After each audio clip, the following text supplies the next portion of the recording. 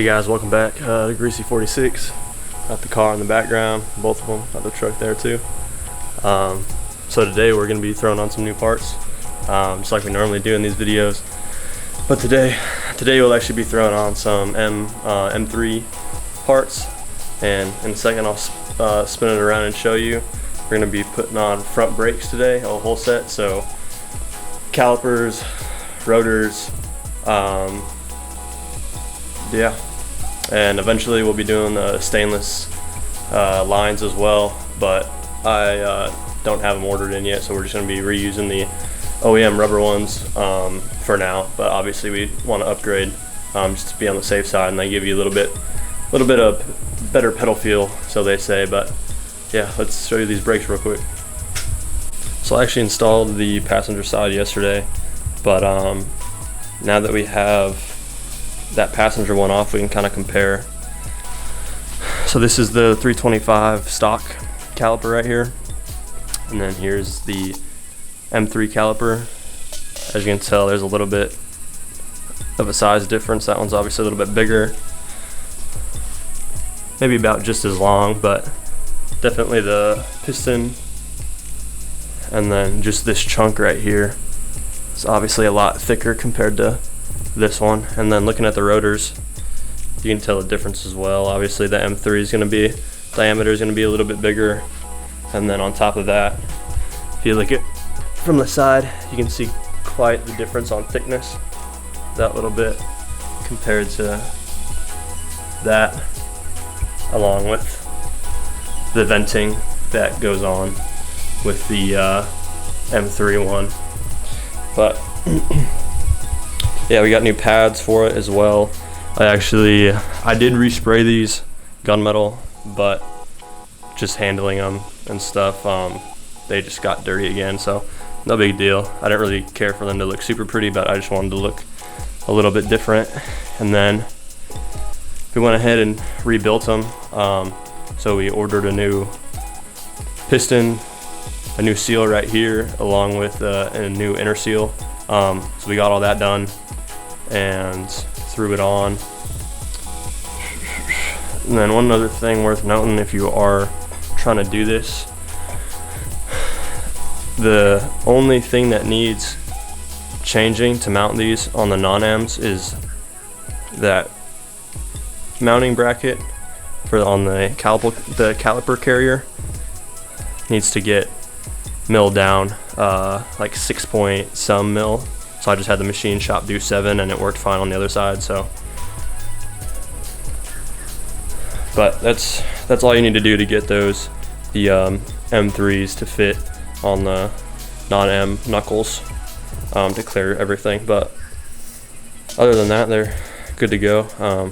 Go ahead and throw them on, and I'll bring you along for the process. Sweet, so we got the wheel off, as you can see. I got the old stuff right here. Pretty much first what I'm gonna do is pull this clip off, jam a screwdriver in here to try and loosen it up, give it a little bit of wiggle, and then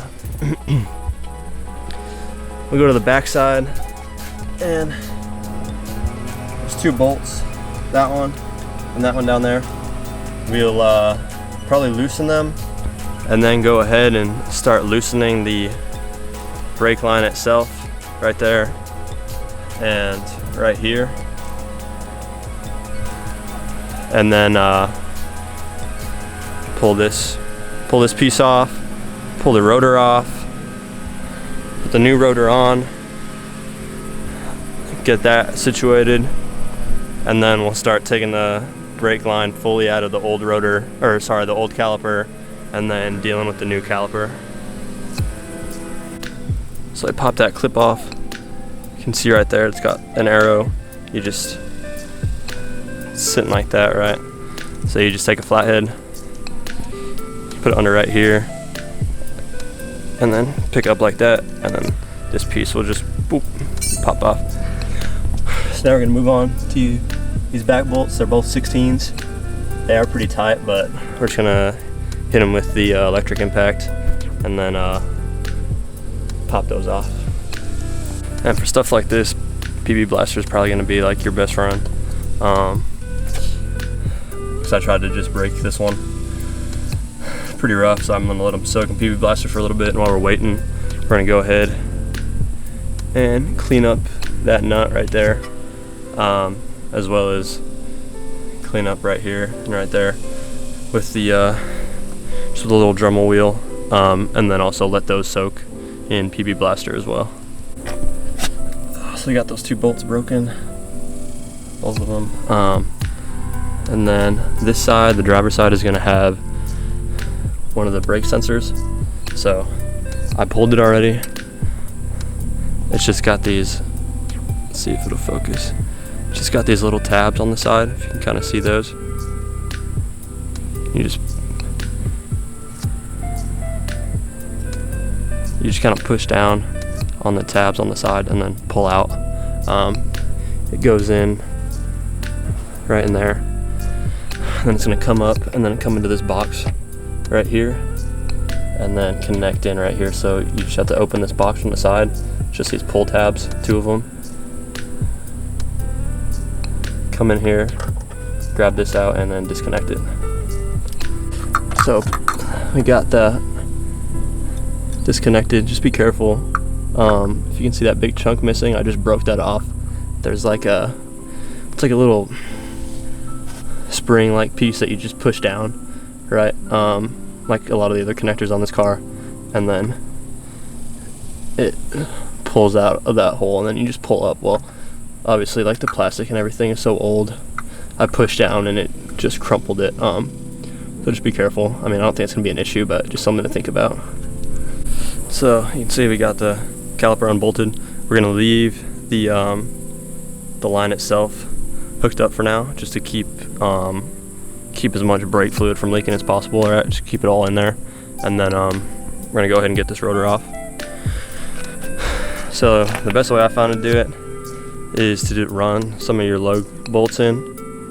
I would probably do like at least 2 or 3, and then you can jam your breaker bar in between them while you hold that as leverage to loosen the Allen bolt. That's how I found it easiest yesterday, but we'll see how it goes right now. So this is what I meant by thread some of the bolts in. This is the easiest way I found to do it.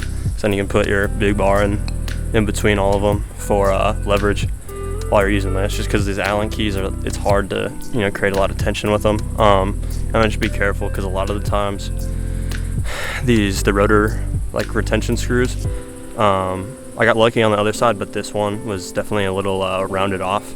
So just be careful with that, because that would definitely be a bitch later in the future. And just like I said, like PB Blaster, absolutely everything, because you don't know how long all this stuff has been on there. But luckily this one broke free pretty easy, even though it was kind of rounded out. I just tapped the back of this with a hammer to get it to go in farther, and it seems like it's good.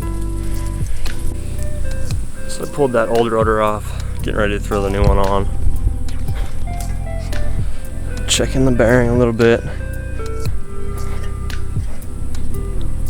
Feels pretty solid.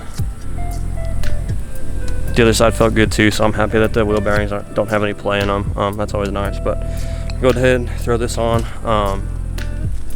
And then if you are gonna do, for whatever reason, the M3 conversion on the front, just the rotor retaining screws are actually different. They're a little bit smaller head than the non-M, but the thread pitch and size is the same. So just a little info there.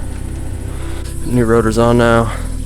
Just use the same method, obviously, but backwards. Put the bar on here and then just went the other way to tighten the retention screw. Now rotor's on, good to go. We'll get the new caliper mounted up, and then throw the line on the new one. So hopefully that goes smooth. So we got the new caliper on right here. Got the new bolts, or well, you know what I mean, old bolts. Got both of those. Put it on, we just need to torque them. That's like 81, I think, foot-pounds of torque. So it is kind of it's a good amount, but it is what it is. So we'll torque those real quick and then start and put this that little anti-rattle thing back on, and then go ahead and mess with the brake line itself. So I got the caliper all torqued, and now we're actually going to be starting with the brake line. So one of the first things you're going to want to do, because if you're doing it like me and you don't have like one of the little pinches on the brake lines to try and keep as much brake fluid in, you're going to want to put extra in your brake fluid reservoir so that as it drains out, it doesn't go empty, just because that would cause a lot more air into the system, and then bleeding later would take a lot longer. So you're going to pop this, just going to pop this up and then fill it with some more brake fluid before you get started. And then just to make it easier, that nut on there is going to be an 11 to hold the brake line so you can spin the nut free. It's going to be a 17, and then on the actual caliper side it's going to be a 14 right there. But one thing you want to do, because I had an E46, I tried to do the brake lines on and I absolutely destroyed that nut, is you want to get a set of flare wrenches, I believe they're called. So they just have like a little hole to be able to slide through and then come down on it, and then it just gives you more corners to put your force on so you don't mushroom the hard line. And then obviously the hard line is a lot more difficult to replace than just a flexible hose line. But yeah, so we're gonna go ahead, probably gonna start with this one and then come down to the bottom side, do that one as quickly as we can, swap it onto the new caliper, and then redo this one so that we're not losing a whole shit ton of brake fluid. So as you can see, we got the brake line attached there and then attached back there. It was messy. You're gonna get brake fluid everywhere unless you have one of those stoppers for the hard line. But I mean, not too bad as long as you do it quick, right? And then just check and make sure you don't have any leaks, and then you tighten everything, as tight as it can be. Yeah, so now we're just gonna put that new brake wear sensor on, and then honestly I think that is it. Just put the tire back on and then drop it back down again. Yeah, for the most part, honestly not too bad. It obviously helps having done the other side yesterday.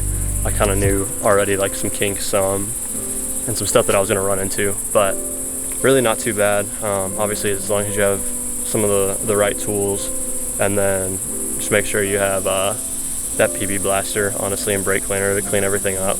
But not too bad at all. But yeah, throw everything back on and then bleed the brakes all the way around, and then we'll take it for a test drive and see how it feels with them on. So.